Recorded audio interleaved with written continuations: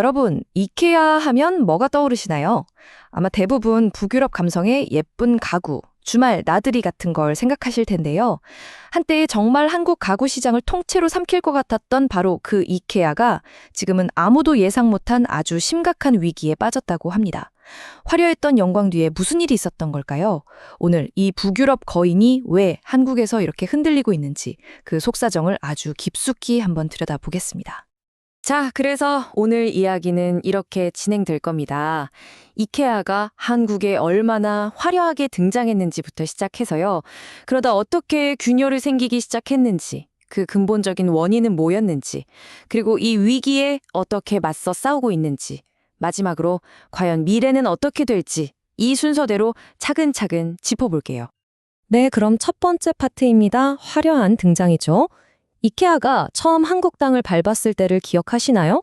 와, 정말이지 그건 단순한 매장 오픈이 아니었어요. 거의 사건에 가까웠습니다. 이게 바로 그때 그 모습입니다.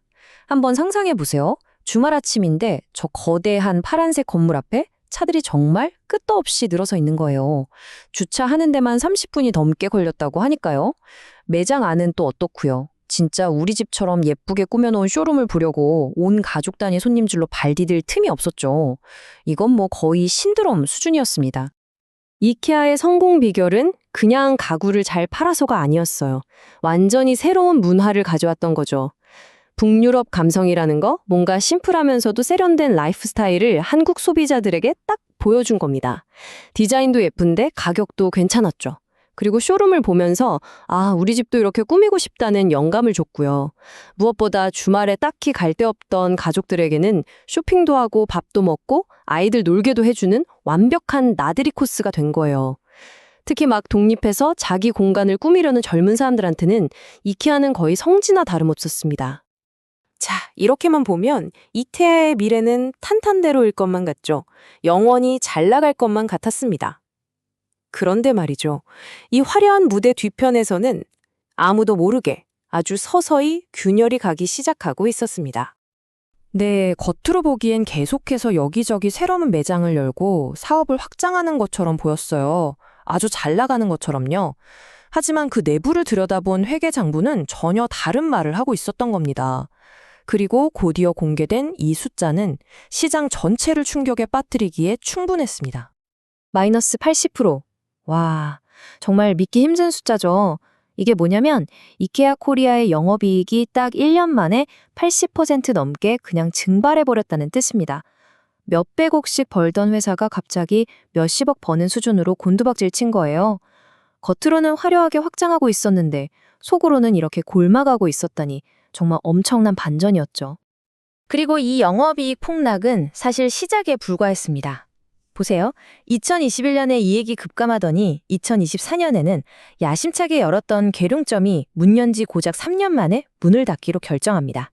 그리고 2025년에 열기로 했던 대구점은요, 아예 계획 자체가 무기한 연기돼 버렸어요. 이 정도면 누가 봐도 아, 이케아에 뭔가 큰 문제가 생겼구나 하고 알 수 있는 아주 명백한 적신호들이었습니다. 자, 그럼 이제부터가 진짜 핵심입니다. 도대체 왜 이렇게 된 걸까요?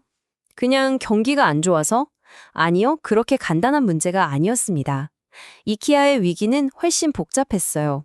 바로 디지털, 문화, 그리고 경제라는 이 세 가지 전선에서 한국 시장의 특수성이라는 강적을 만나 동시에 공격받고 있었던 겁니다. 가장 먼저 이케아를 덮친 건 바로 디지털 쓰나미였습니다. 여러분, 요즘 가구 어디서 사세요? 아마 오늘의 집이나 쿠팡 같은 앱을 먼저 켜보실 겁니다. 바로 이거예요. 한국은 새벽 배송, 당일 배송이 당연한 나라잖아요. 이런 어마어마하게 빠르고 편리한 온라인 플랫폼들이 거대한 파도처럼 밀려오는데 이케아는 이 속도를 도저히 따라잡을 수가 없었던 거죠. 이 표를 보시면 그 차이가 정말 극명하게 드러납니다. 자, 한국 플랫폼을 한번 볼까요? 핸드폰으로 그냥 몇 번 쓱쓱 누르면 빠르면 바로 그날, 늦어도 다음 날 우리 집 문 앞에 가구가 와 있어요. 심지어 전문가가 와서 설치까지 싹 다 해줍니다. 너무 편하죠? 자, 그럼 이케아는요? 일단 주말에 큰맘 먹고 차를 몰고 교회에 있는 매장까지 가야 합니다. 거기서 2시간 넘게 돌아다니면서 쇼핑하고 무거운 걸 카트에 싣고 계산하고 다시 차에 싣고 집에 와서 그걸 또 낑낑대면서 직접 조립해야 해요. 여러분이라면 어떤 걸 선택하시겠어요? 이건 그냥 좀 불편한 수준이 아니에요. 한국 소비자들이 기대하는 서비스의 기준 자체와 완전히 다른 세상 이야기였던 겁니다. 바로 이 경험의 차이가 소비자들이 이케아를 떠나기 시작한 가장 큰 이유 중 하나였어요. 디지털만 문제가 아니었어요. 문화적으로도 계속 삐걱거렸습니다. 예를 들어 DIY, 직접 조립하는 문화요. 유럽에서는 이걸 재미라고 생각할지 몰라도 바쁜 한국 사람들한테는 그냥 귀찮은 노동일 뿐이거든요. 그리고 매장 위치도 그렇죠. 땅값이 비싸니까 어쩔 수 없이 차 없으면 가기 힘든 외곽에만 매장을 냈고요. 또 가구 디자인을 보면 유럽의 넓은 집에 맞춰진 것들이 많아서 한국의 아파트에 놓기에는 좀 애매한 경우가 많았어요. 마지막으로 서비스. 우리는 직원이 와서 친절하게 설명해 주는데 익숙한데 이케아는 모든 게 셀프 서비스잖아요. 이게 어떤 소비자들한테는 좀 불친절하게 느껴졌던 거죠. 그런데 말이죠. 이 모든 걸 다 떠나서 어쩌면 이게 가장 충격적인 사실일지도 모릅니다. 바로 가격 문제예요. 이케아 하면 가성비잖아요. 합리적인 가격. 그런데 한 소비자 단체에서 조사를 해보니까 세상에 한국 이케아 가격이 전 세계에서 본국인 스웨덴 다음으로, 그러니까 두 번째로 비쌌다는 겁니다. 이건 정말 충격이죠. 브랜드의 가장 중요한 정체성이자 소비자와의 약속이었던 가성비가 사실은 아니었다는 거니까요. 이건 정말 심각한 문제였습니다. 자, 이렇게 사방에서 두들겨 맞고 있는 상황에서 이케아가 그냥 가만히 있었을까요? 물론 아니죠. 이 거대한 공룡도 생존을 위해서 이 상황을 뒤집기 위해서 필사적인 반격을 시작합니다. 이케아가 내놓은 반격 카드들을 한번 보죠. 일단 제일 급한 불, 바로 가격 문제부터 잡으려고 했어요. 수십억을 들여서 가격을 내렸습니다. 심지어 그 유명한 미트볼 가격까지 내리면서 우리 다시 가성비 브랜드 맞아 라고 외쳤죠. 그리고 뒤늦게나마 온라인이 문제구나 싶어서 웹사이트랑 앱도 뜯어 고치기 시작했고요. 또 강동점에는 아주 큰 카페를 만들어서 오프라인 매장만의 매력을 키우려는 시도도 했습니다. 할인 행사도 더 자주 하고 멤버십 혜택도 늘렸고요. 하지만 결과는 어땠을까요? 안타깝게도 시장의 반응은 정말 차가웠습니다. 한마디로 너무 늦었고 역부족이었다는 거죠. 왜냐하면 소비자들은 이미 떠나버렸거든요. 더 빠르고 더 편한 다른 플랫폼에 완전히 적응해버린 다음이었어요. 이케아가 허둥지둥 앱을 고치고 있을 때 경쟁자들은 이미 인공지능으로 가구를 추천해주고 있었으니까요. 한번 돌아선 소비자의 마음을 되돌리기엔 이케아의 반격은 한참 부족했던 겁니다. 자, 이제 마지막 파트입니다. 이케아는 이제 정말 중요한 선택의 기로에 서 있습니다. 그리고 이 이야기는 그냥 이케아가 힘들다에서 끝나는 게 아니에요.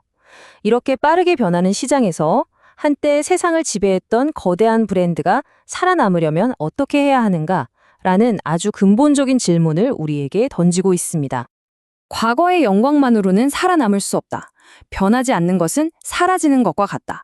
와, 정말 지금의 이케아에게 딱 맞는 말 아닌가요?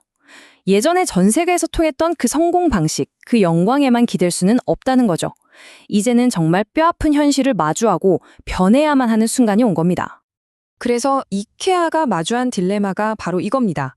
선택지는 두 개예요. 하나는 그래, 한국 시장은 특별하니까 우리도 한국식으로 바꾸자 하고 현지화를 하는 겁니다. 다른 하나는 아니다, 우리는 전 세계 어디서나 똑같은 이케아여야 해 라면서 기존의 글로벌 표준을 지키는 거죠. 근데 이게 참 어려운 문제인 게 현지화를 하면 이케아만의 정체성이 흔들릴 수 있고 반대로 지금처럼 그냥 가다가는 시장에서 완전히 잊혀질 수도 있거든요.